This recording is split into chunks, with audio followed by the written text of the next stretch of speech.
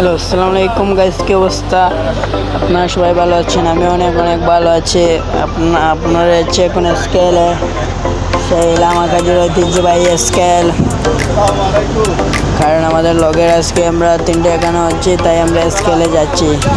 এই যে চলে এলো, এই যে রাজীব হলো নাদিমের সাথে গলাগলি করলাম, তারপর হলো গিয়ে রাজীব, তারপর আমরা একটা স্কেলে আড্ডা দেবো, আড্ডা দিয়ে আমরা আবার যার যার বাড়িতে চলে যাব।